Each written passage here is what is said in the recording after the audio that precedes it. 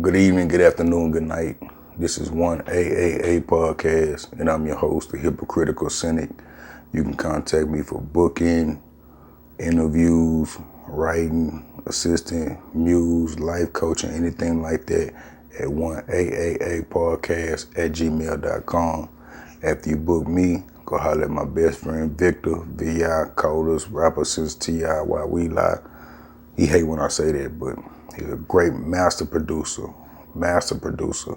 audio and film. If you need anything in the way of film, he got you from professional social media skits all the way to 3-hour movies, whatever you want to do in between.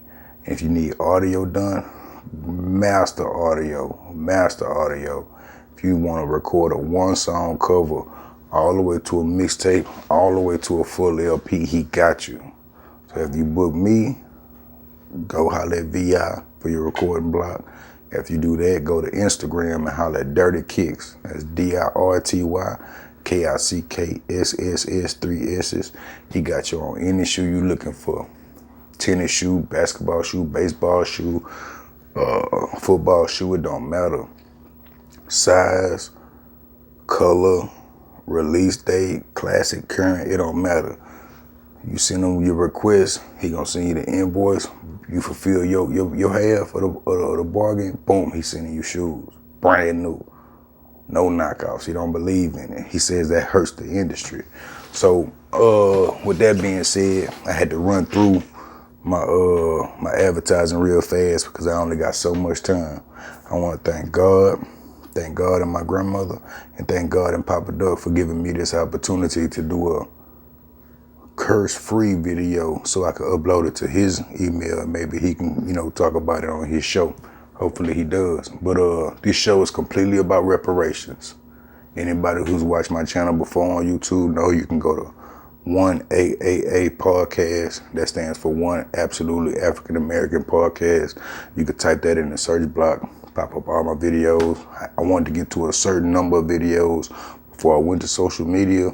And then Papaduck gave content creators this opportunity to get on a larger platform, so I had to jump at it. So I'm gonna try my best not to curse. And of course, there's no guns and drugs and stuff like that, besides, the medicinal use of marijuana, but not today. Y'all see I'm not in the bins right now, so it ain't no smoking in the casa. You know what I'm saying? Sin fuma del casa, you know what I'm saying?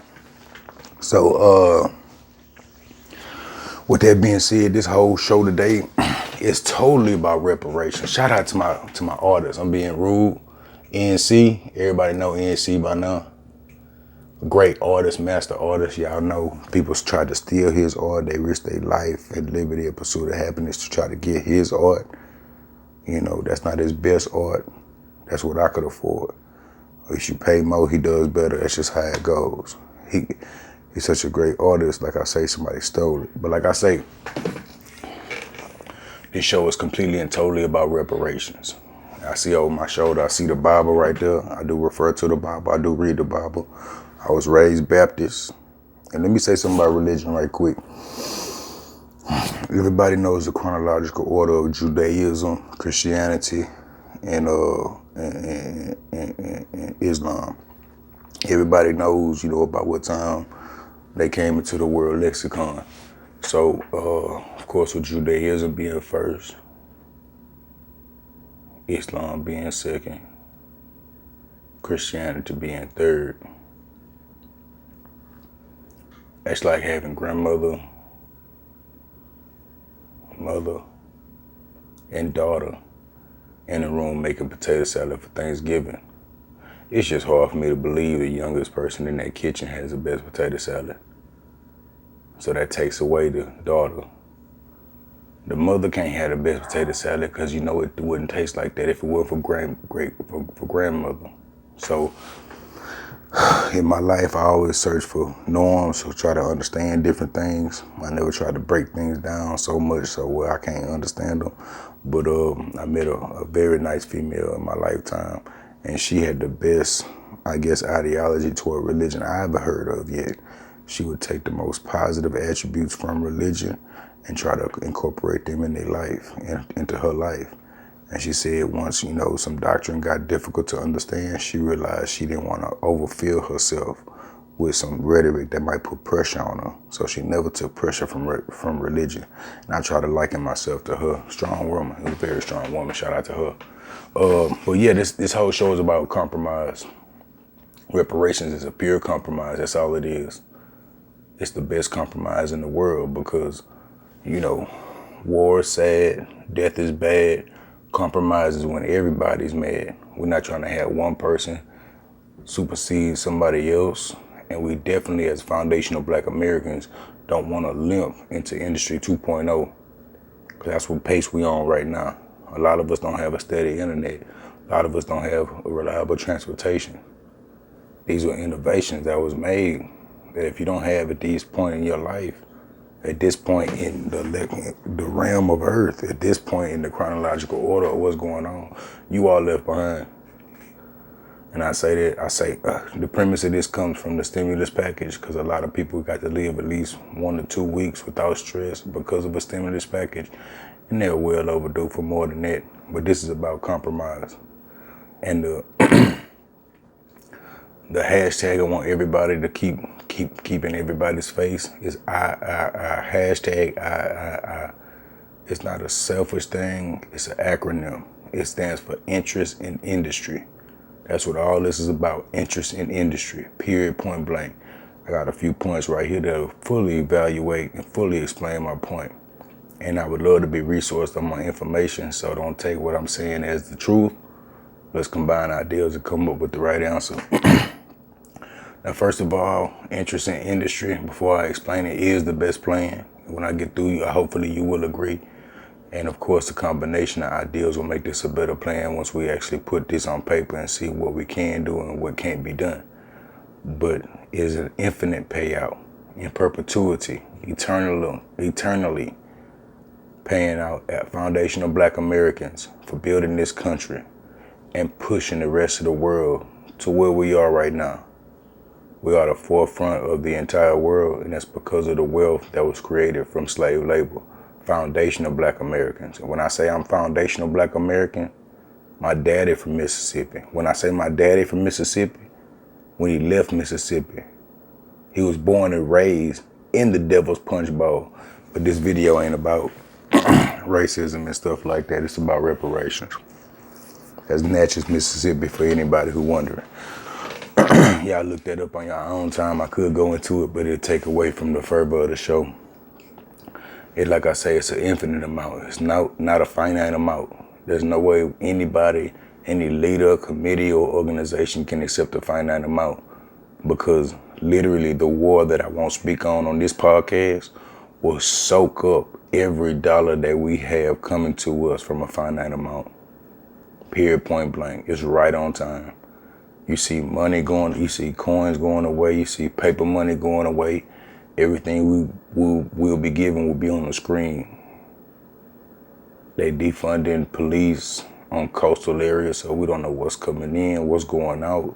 But we do know coins will be hard to find before I die.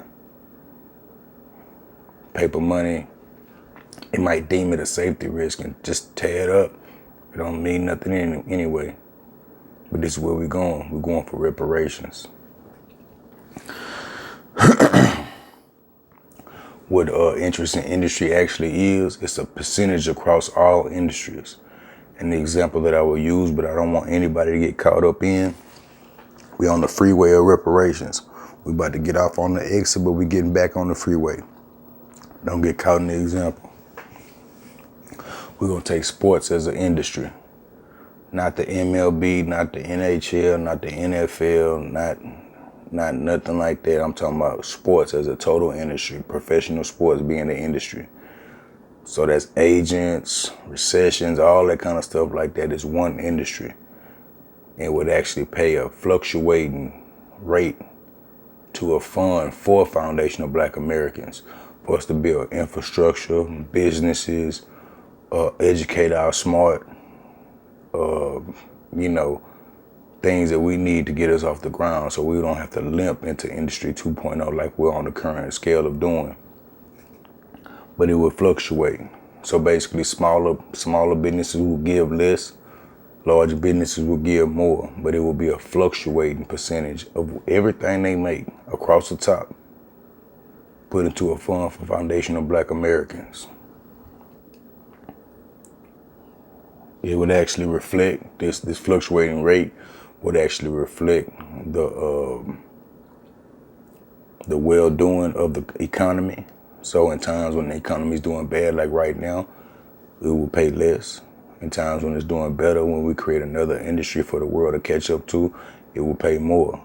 But bottom line, the innovation, the time to actually even think like this is afforded by the time, money, blood, sweat, and tears that actual slaves in this country afforded the rest of the dominant society.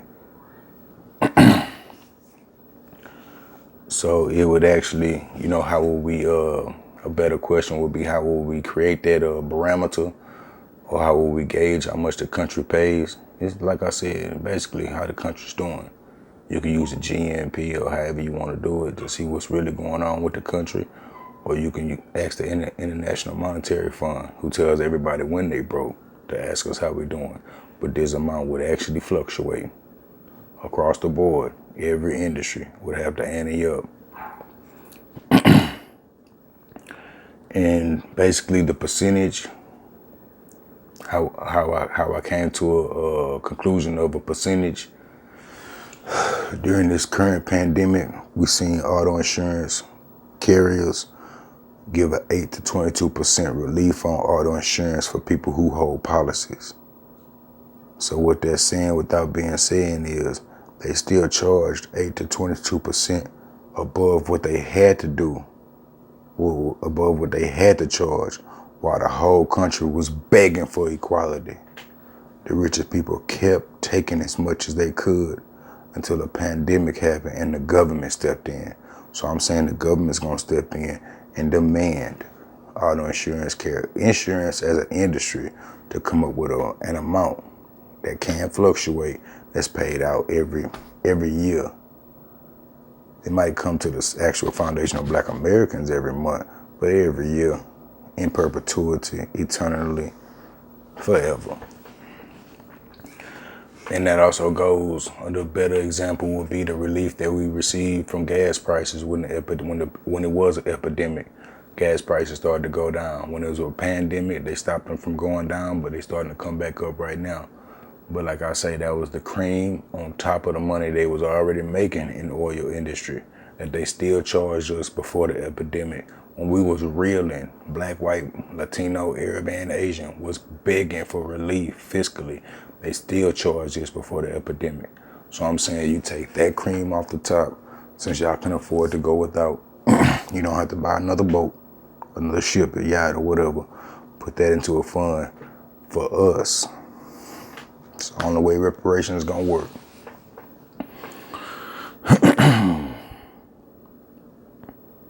Like I said, of course, it will be a fluctuating amount because any finite amount won't be accepted by anybody respectable. And any committee or association that accepts a finite amount, they don't speak for me. Not at all. It's not an attempt to bankrupt the country, because a lump sum payout right now, like I said, will be soaked up by the imminent war.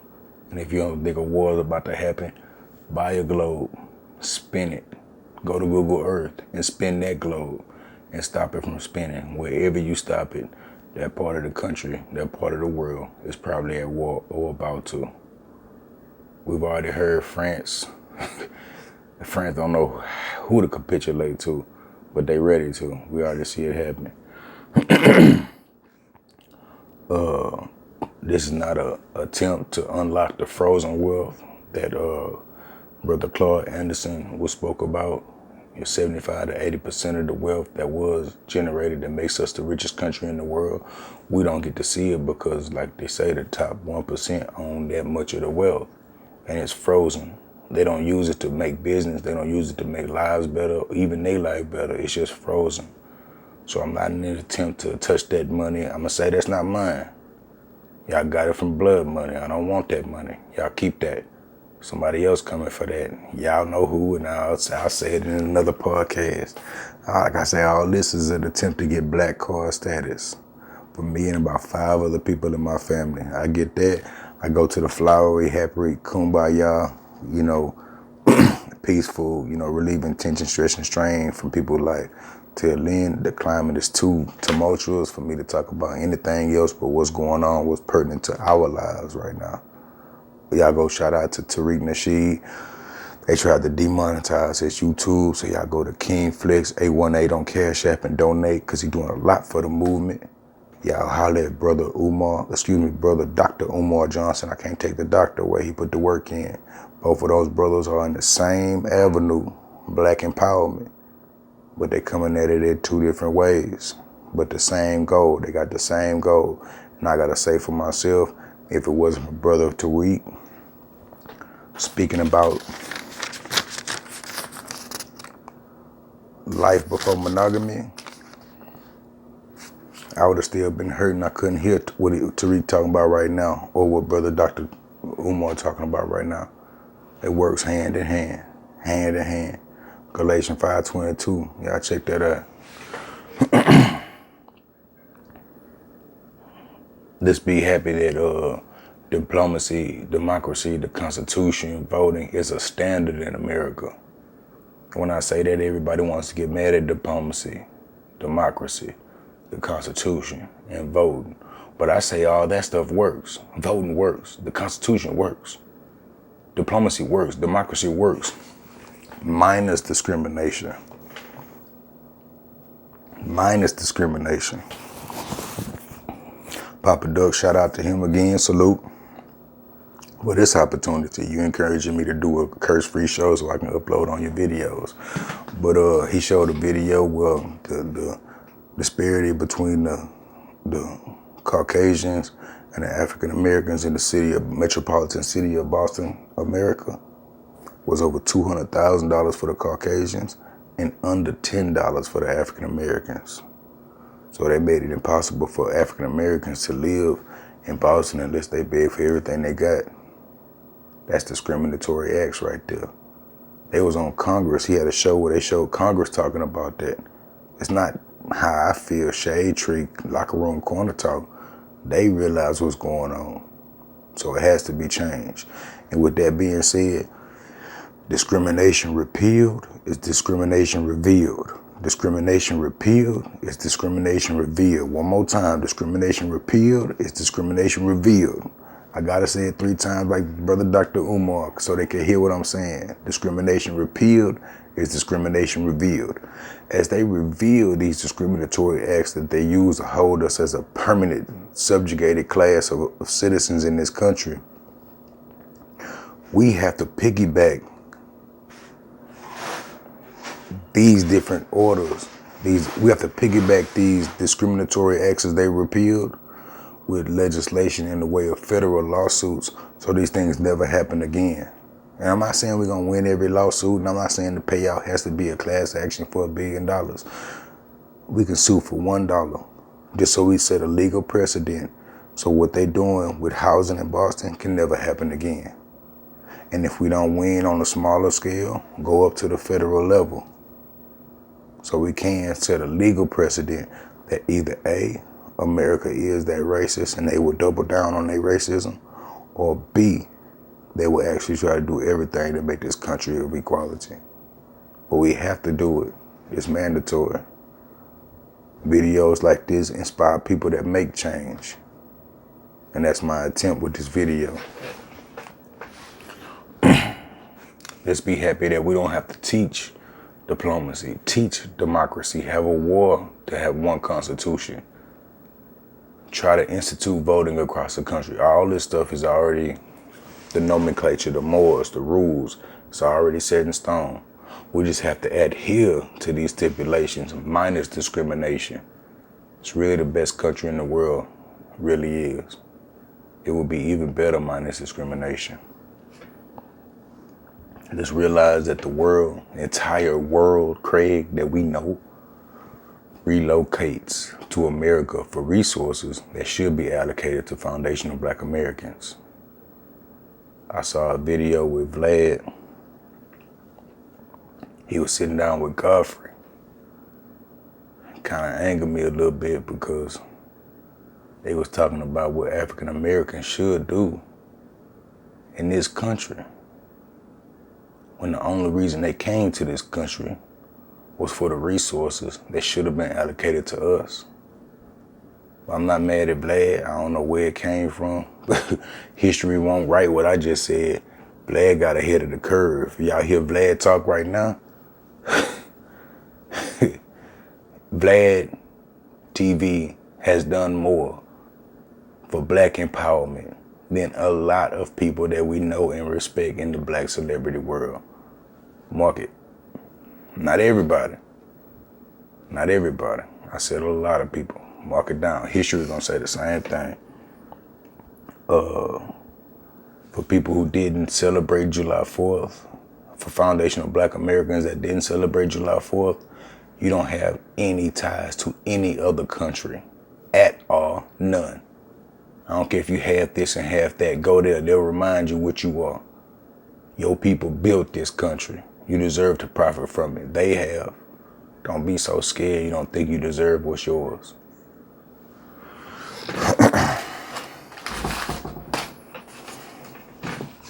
I gotta produce my own show, so y'all bear with me a little bit. Like I say, these reparations is not a flat $1 quadrillion, $1 Google dollars taken away from the American government to empower us and subjugate them like they've done us for these last 400-500 years. That's not our attempt. I don't want to paint the White House black. I done hung with very, very wealthy, very, very poor, and everybody in the middle. I've never heard a sane black person say he want to kill somebody because they white. Never in my life. Never. Psychopath, pit bull beasts, savages, choir boys, people who love ping pong, playing video games, playing cards, across the board. Like I say, where I came up was a true melting pot. Not like New York, where it's like, you know, I remember they say there's one train that has every denomination, every demographic on that train, but they go to their separate enclaves. Now, I'm from Texas. I'm saying we got the Asian, Arab, foundational black American, Caucasian, everything across the board, right there in your high school. So I'm not speaking what I don't know. Like I said, we don't need a Bentley. We don't need anybody to give us nothing. Don't give us a Bentley. Just give us a chance to get our own Bentley and don't sabotage it. You see, when we get these reparations, just like most of the people that did well with their stimulus, we have to create business. It's mandatory. I advocate it. Oh, they clean the windows and shit. I advocate that everybody create a business from their stimulus, create a business from their income tax. If not, give it somebody else and pool y'all money together so y'all can create business. Because that's the only way to financial success and relief, is to actually create business. It's the only way to do it. Like I say, if you don't have the idea for a business, find somebody who does and get with that person so y'all can work together. 2 minds are better than one, but we have to create business. Right now, the whole world is poor. We've been poor. That's why it ain't nothing new to us. So we know exactly what to do. We would actually have to find out what to do with a lot of money so we can mess up with it and find out how to do it right. Really, these are the first 1 or 2 generations that actually had money above poverty. But the same rules apply last year, 20 years ago, apply to this day. Create business. That's what we have to do. Take our money, pull it together, and create business. The best way we can do that, if you don't know what kind of business to create, organize, come together. We love the barbecue. We need to barbecue every day. People eat every day. We need to have a park in our community where we come and we congregate. The pit bull beasts, some soldiers, some savages, and bad actors, they can protect us from local terrorism. Because y'all know when we try to have a good time, when we try to be peaceful, somebody gonna bring some negativity towards us. We can all work together. It takes a village to raise a child. Right now, we're trying to do it with 1-parent and 2-parent households. That ain't what's up. We need to be outside together. Social distancing for right now, if they say that's cool, but we gotta come together. And we're gonna use our mind in this thing. If you eat barbecue today, you gotta eat fruit and vegetables the next day. Everybody gonna get more healthy, more stronger. When we come together and realize what the needs of the community is, we will create that industry. Pooling our money together and creating that industry for ourselves. The rest of the world will do businesses with us as soon as we respect ourselves. And like I say, with all that being said, it has to be a federal committee of lawyers, retired and current, that come together and create legislation in the form of lawsuits against any entity that attempts to impede our pursuit of happiness. It has to be done. Because we seen what happened in Tulsa. So O.J. McDuffie out there in Miami, he was a businessman. And if we look at all the people, like Tariq Nasheed said, all the people that was hung back then in the antebellum slavery days, you know, right after they let us go and stuff like that, it was business people. You see the people that was hung up in the trees, they was dressed just like the other people that was hanging them. They did that because we had businesses going on. We gotta have business and protect business. That's the only way we can make it going into the future. Being individual, it's not gonna work. Supporting everybody else's community when we have a community that's waiting to thrive, that's not gonna work. All that hating and not wanting to do anything, there's somewhere for you to be too. This whole world works together. Everybody knows that person in their family that didn't get over that hump, that just couldn't really, put it together. It's a reason they couldn't put it together, probably their childhood or child development. But as they learn more, trying to help their life, they can help others with things that they know. So you can kind of understand what I'm saying a little bit. The Karens of the world are like calling the police on people for no reason and stuff like that. They have a place in society. They talk to everybody like they're kids. They should work with kids. I mean the same one. Not the ones that so hurt, they want to hurt everybody, not them. But the people that actually, with good being their motive, they should work with kids because there is a kid that needs to hear their message. All the, dope fiends and junkies, you know what I'm saying? They got a story too. Matter of fact, they got a better story than you. They could tell you where you going and they ain't never even been there. You don't know what he gonna do for the rest of the day.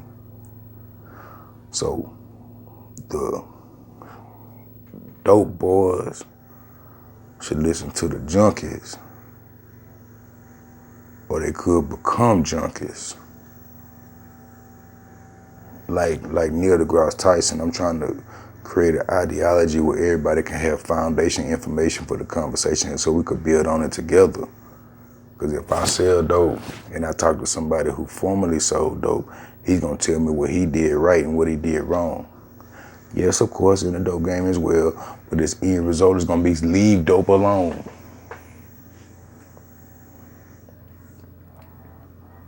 Thrill seekers, people that's doing stuff for no reason, they trying to find direction. Just like Mike Tyson running into that guy who, Mr. Stewart in that boxing gym that taught him how to love boxing. He followed his heart and Mr. Stewart was standing right there in front of him. People, you have to do what you love to rise above the bull. If you don't, the year's gonna be right in front of your face at all times. Period. Anything you put before God will be turned against you with the efficiency of a computer and the memory of an elephant. Everything you put before God will be turned against you. I put strength before God. I broke my leg and got diabetes. I put my wisdom before God. I talk so much people call me a fool. When I found God, my miracle for myself, when I didn't put the pressure of religion on me that my grandmother had. She had more decades with God than I did, and I was trying to compare my relationship to God with hers. I had to see my miracle for myself. I ask everybody in the world right now, please, for me, Papaduck, please let people hear this. Ask God to do something impossible in your life. I'm talking moons and quasars. Not no deed, receipt, or handshake from an enemy. I'm talking about impossible. And God will reveal it to you if you ask him for it. And once he reveals it to you, realize that was once impossible. And he gave it to you through a miracle. I realize if you take that challenge, atheists and agnostics, it's only going to work for you guys. Everybody else who doesn't believe in God, that does believe in God, you've seen your miracle. That's why you're chastised accordingly. But everybody realize the answer is God. God, God, God. For people that don't search for God, they look for good. And they end up finding God. Once they realize what's good ain't always good. God is always the answer, period, point blank. With that being said, this is the Hypocritical Cynic. Y'all holler at me at 1AAA podcast at gmail.com. Donate if you can to 1AAA podcast. TX at Cash App. Holla at VI, call us producer since TI while we lie. Vipushup films at gmail.com. After y'all do that, go to Dirty Kicks on Dirty Kicks on Instagram. That's DIRTYKICKSSS, 3 S's. Pick up any shoe you ever thought about, any shoe you want. You want your girlfriend to have, you want your little brother to rock the shoes you had in school, it don't matter. Hit him, and he gonna make that dream come true. Now with that being said, God bless people. And if you don't listen to anything I say, please, please, I implore you, because I work for you. I beg you to do what you love, to rise above the BS.